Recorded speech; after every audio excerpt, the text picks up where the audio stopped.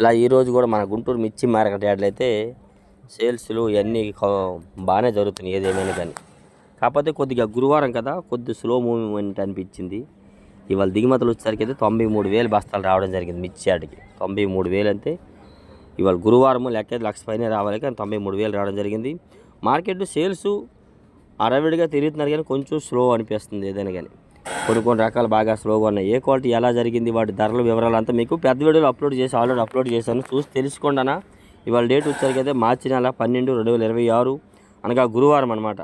గుంటూరు మిర్చి మార్కెట్ యార్డ్లో ఈ విధంగా వ్యాపార లావాదేవీలు మార్నింగ్ టైమే జరుగుతూ ఉంటాయి. మరి ఏది ఇవ్వాలి, మరి లేట్ అయిందన్న, మరి మన తరపున కొందరు రావడం జరిగింది, వాళ్ళ కోసం అయితే కాయలు కొనడానికి తిరగడం, ఇవన్నీ అడవిడి వల్ల వీడియోలు పెట్టడం లేట్ అయింది. కాబట్టి ఈ విధంగా ఏమైనా డౌట్స్ ఉంటే కామెంట్ చేసి మన ఛానల్ సపోర్ట్ చేయండి. ఎల్లో మిర్చిలకి అంతగా డిమాండ్ కనిపించలేదు, ప్రతి ఒక్క క్వాలిటీ కూడాను.